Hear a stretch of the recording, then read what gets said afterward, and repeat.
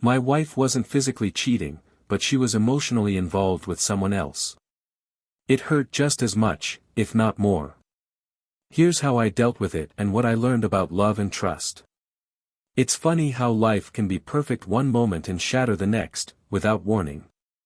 I'd always thought of myself as someone who could weather any storm. I had a great job, a beautiful home, 2 wonderful children, and a wife who was my best friend, my partner, my everything. Her name was Grace, and to me, she was the kind of woman who could do no wrong. She had a laugh that could fill a room and eyes that always seemed to sparkle, even when life got tough. We met in college, both a little shy, but our connection was instant. Over the years, we built a life together, one that seemed unshakable. We had our ups and downs, of course, what relationship doesn't? But I always thought we'd come through the tough times stronger. Grace and I had always been good at talking things out, so when life threw challenges our way, we faced them head-on. But everything changed when something small caught my attention, something that, at the time, seemed insignificant. Grace's behavior had subtly shifted.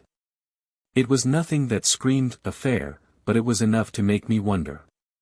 She was still loving, still kind, but there was a distance between us that hadn't been there before. At first, I thought it was just stress from work or maybe the weight of raising 2 young children. But it didn't take long for me to notice other things, the late-night texts, the way her phone buzzed constantly, and how she'd smile at something on her screen and quickly turn it face down when I walked by. Little things, nothing that would make me jump to conclusions, but it made me uneasy. One evening, it happened. I walked into our living room after a long day at work, and there she was, sitting on the couch, her eyes glued to her phone. I asked her how her day had gone, and she gave me one of those half-hearted responses that made me realize she wasn't fully present. She had this glazed look in her eyes, a faraway look that I had never seen before. She was there physically, but emotionally, she seemed to be somewhere else. "Just work stuff," she said, her fingers tapping quickly on the screen. "Nothing important." But I could tell that something was off. I tried to shake off my suspicions, but the next few days only made the unease inside me grow. Her phone never left her side. When she went into the bathroom, it went with her. When we were sitting down for dinner, she'd quickly respond to a message, hiding her phone under the table. It wasn't just the time spent on it, it was the secrecy, the way she would act like I didn't need to know what was happening. I couldn't ignore it anymore. I had to know. It was a quiet Saturday evening when I finally broke. Grace was putting the kids to bed, and I found myself alone in the living room with her phone sitting on the coffee table.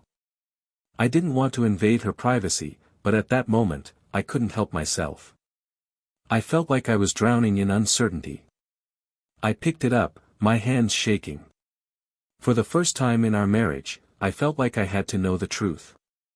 I unlocked her phone, something I'd never done before, but this time, I needed to see what she was hiding. What I found didn't just make my heart sink, it felt like the ground beneath me had cracked wide open. There were messages, many of them, between Grace and a man named Ethan. I didn't recognize the name, but as I read through the messages, the world around me seemed to freeze. It wasn't just the frequency of the texts or the long, drawn-out conversations, it was the intimacy of the words. Words that were meant for me, not someone else. "I can't stop thinking about you," one text said. "You make me feel special in ways no one else does. I feel like I can be myself around you. You make me feel seen." My hands were shaking as I scrolled through more and more messages. They weren't about work. They weren't about casual banter. These were deeply emotional, vulnerable exchanges, the kind of conversations that Grace and I used to share. And just like that, it hit me. Grace wasn't physically cheating on me, but emotionally. She had given a part of herself to someone else. And that realization hit harder than anything I could have ever prepared for. I couldn't breathe. My heart was pounding in my chest, and for a moment, everything seemed to spin around me. I heard footsteps in the hallway, and before I could stop myself, I put the phone down. Grace entered the room, her eyes meeting mine. She saw the look on my face and instantly knew. "Ethan," I said, barely able to speak the name aloud. Her face went pale, and she dropped her eyes to the floor. "Ethan," she whispered, her voice trembling. "Tell me the truth, Grace. What's going on between you two?" She hesitated, and then the floodgates opened. "It started as just a friendship," she said. "Someone I could talk to. Someone who listened when you didn't, when I felt like we were growing apart. I never meant for it to go this far. But I needed someone who made me feel heard. Someone who understood me in a way I thought you didn't anymore." The words stung, but I had to hear them all. My world was unraveling, and the pain I felt wasn't just because of her betrayal, it was because of how deeply I had been blindsided. We had always promised to communicate, to never let things fester between us. But somewhere along the way, we had stopped talking, stopped connecting. "I'm so sorry," Grace whispered through her tears. "I never wanted to hurt you. I never wanted to replace you. But it happened, and I don't know how to fix it." The next few weeks were a blur. We tried to talk, tried to process everything, but the pain was too fresh, too raw. Grace was apologetic, trying her best to rebuild the trust she had shattered. But I couldn't just move on. I didn't know how to move forward from this. The woman I had shared everything with, the woman I had entrusted with my heart, had shared hers with someone else. I took a step back to think. I didn't rush to any conclusions or make decisions in the heat of anger. I needed space to think, to breathe. I decided to seek therapy, both individually and as a couple. Grace wanted to do everything she could to make things right, to show me that she was committed to earning back my trust. But healing isn't a straight path. Every day felt like a roller coaster. Some days, I felt like I could forgive her, and other days, the pain was so sharp I could barely function. There were nights when I lay awake, wondering if I could ever trust her again, if our relationship was truly worth saving. What I learned during that time was that the betrayal was only a symptom of a deeper problem. We had stopped being emotionally available for each other. We had become so focused on the day-to-day grind that we forgot to nurture the connection that had brought us together in the first place.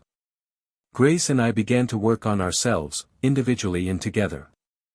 I learned to open up more about my feelings, to share my struggles and vulnerabilities with her. She, in turn, worked hard to show me that she understood the depth of the hurt she had caused. We started having conversations we had avoided for years, talking about our needs, our fears, and the things that had been left unsaid. Months passed. It wasn't easy, but slowly, we began to rebuild. We weren't the same couple we had been before the betrayal, but we were something stronger. Something more real. We learned that love isn't just about affection. It's about being present for each other emotionally, listening when it matters, and communicating honestly. Grace showed me that she was willing to fight for us, for the family we had built. She didn't ask for forgiveness right away, she understood that it was a process. And slowly, the walls between us started to come down. Our relationship became more transparent, more honest. It wasn't perfect. There were still moments when I felt the sting of her betrayal, but they became fewer and farther apart. We learned how to trust again, not because we forgot the pain, but because we chose to grow from it. Message for YouTube: if you've ever been in a situation where emotional betrayal shattered your trust, I know how difficult it can be to heal from it. It's not the physical act that always cuts the deepest, it's the emotional abandonment. But what I've learned through this experience is that love and trust can be rebuilt. It takes time, hard work, and a willingness to be vulnerable. If you've been through something similar, I'd love to hear your thoughts. How did you cope with emotional betrayal? How did you rebuild your relationship or find peace? Please share your story in the comments below. And if you found this video helpful or thought-provoking, don't forget to like, subscribe, and hit the notification bell for more real-life stories about love, trust, and personal growth. Thanks for watching, and remember, even the deepest wounds can heal, if you give yourself the time and space to grow.